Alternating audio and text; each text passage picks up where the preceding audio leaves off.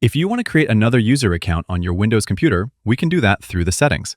So we'll start by clicking the Start button in the taskbar, and then I will go to my settings, or you can hold down the Windows key on your keyboard and press the letter I. That will also open the settings. Then, once you're in the settings, we're going to click Accounts on the left sidebar. And from there, you'll scroll down to Other Users. Then we're going to click the blue button that says Add Account, and we're going to have two options now. It's going to ask you, how will this person sign in? And the standard way Windows is pushing people to use is to use their email or phone number. But that needs to be an email or phone number that's associated with their existing Outlook, Hotmail, or Xbox account.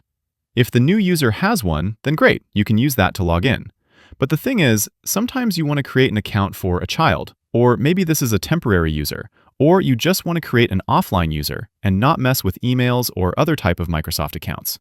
And the good news is, we can do that too. If that's the case, you're going to click the button that says, I don't have this person's sign-in information. On the next screen, it's going to try to push you into creating a Microsoft account, which, again, you could do if you wanted to create an account for them. But if you truly want a local offline account, you can totally skip that. Just click Add a user without a Microsoft account. That's it. Then you get to the part where you can actually create a new user. I'm going to make a user let's make one for Billy. We're going to give Billy a login password, and in case he forgets the password, we're going to set up some security questions here.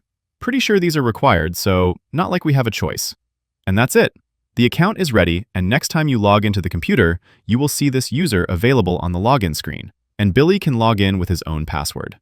If I click the account here, I can change the account type. You can choose between a standard user and an administrator.